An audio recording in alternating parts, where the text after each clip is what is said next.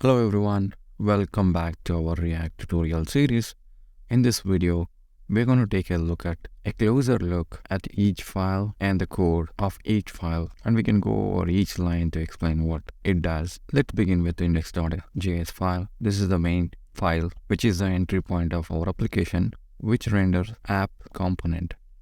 The first two lines, React and React DOM modules, are imported from React library.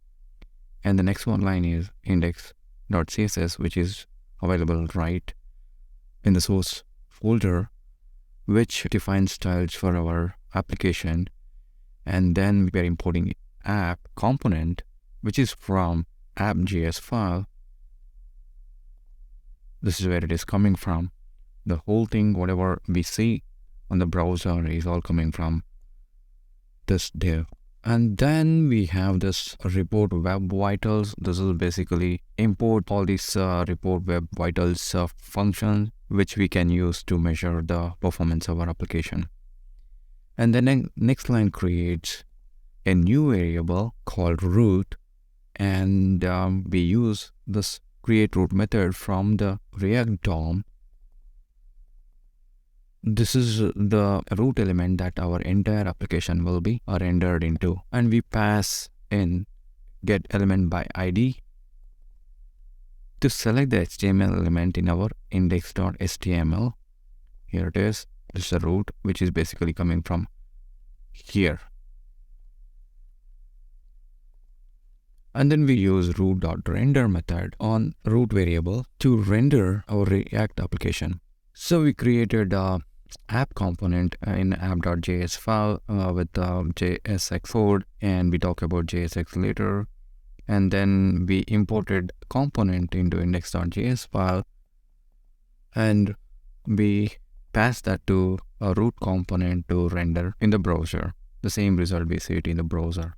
Inside the render method, we wrapped our app component. This is what we have, app component, which is wrapped inside strict mode component. The strict mode component is used to highlight potential problem in our code. So if any compilation error or anything related to our code, they'll get caught during development phase. Let's talk about app.js file. This is an app component file. We are importing logo image file. The file is located in the same source directory as you can see here, and we are importing that in app component file. And the next line, we are importing the CSS file, which contains the styles for app component. And we have this app function. We are defining basically the app component. This is also called a function component. And then we are returning JSX expression. This may look like HTML, right? But it's actually JSX code. When this code is compiled, it will be transformed into regular JavaScript code that can be executed in the browser. Let's talk about JSX. JSX is a syntax extension for JavaScript. This basically allows you to write HTML-like code within your JavaScript code. That's what we are doing here. We have a JavaScript code and we are writing HTML code inside JavaScript. It may look a bit strange, but it's actually a very powerful tool for rendering React components. By using JSX, you can write and manage complex UI component, and it allows you to use familiar HTML syntax, which can be much easier to understand.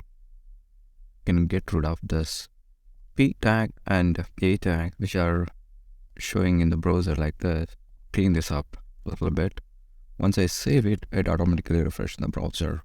And I forgot to mention about export default app. Once we created a component, it has to be exported so that it can be used in other parts of the application, right? So we're doing it using export. Once we export this one, that will be imported and used wherever required in the application. Then the next one is app.test file. This is for testing purposes of app component. Let's go through this test file. In the first line, we are importing render and screen functions from a library called testing library slash React. This library is used to write test for a React component. And the second line, we are importing an app component from app.js file from the same directory. And then we have a test function, which basically defines a test case here. You can see, right, it defines a test case. In this case, what we are trying to test is we are checking whether the learn React link is rendered in the app component or not. So we are calling app component using render method,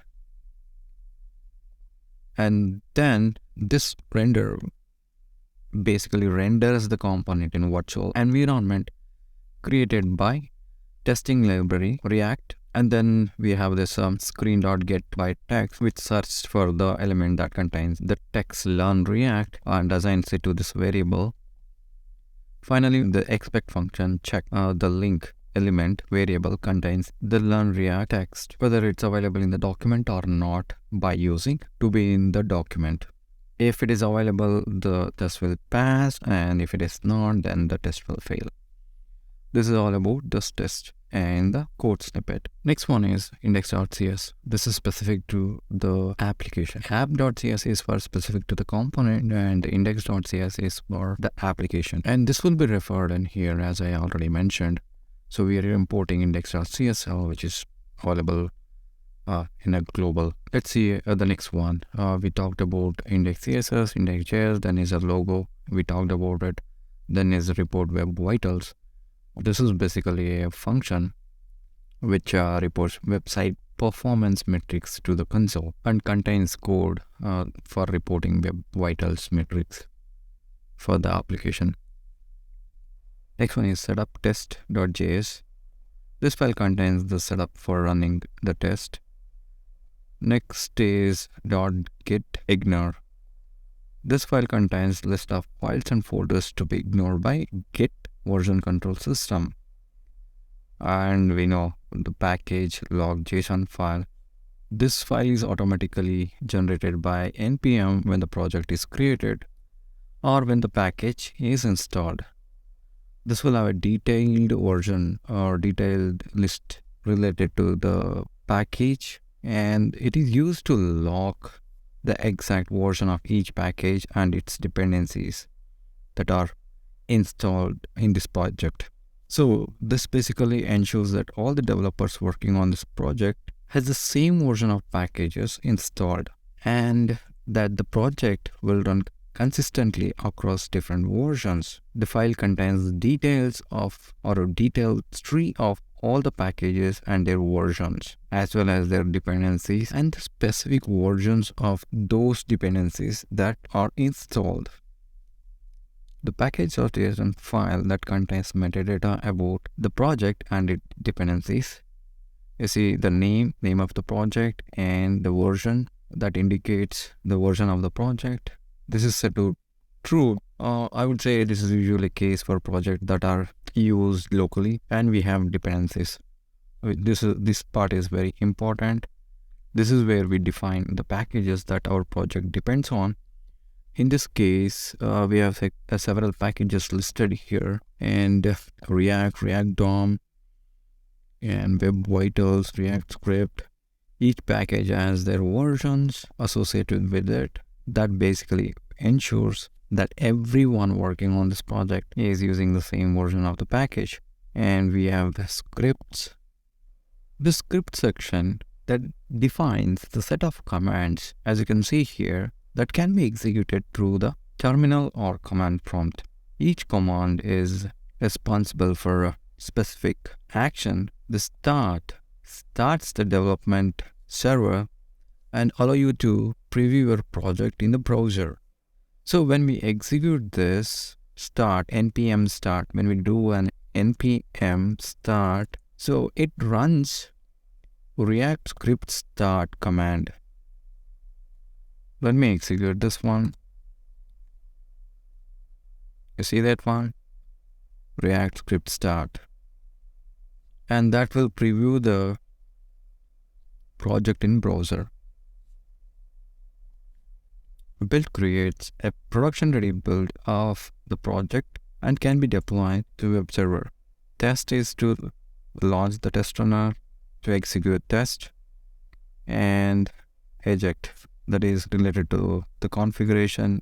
React project uses React scripts to handle the development and build process.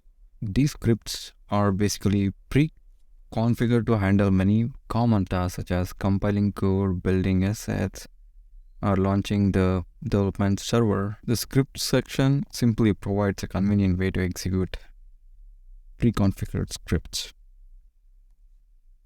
If you have any questions, feel free to leave them in the comment below. Don't forget to like and subscribe to this channel for more tutorials on React and other web development topics. Thank you for your time and happy coding.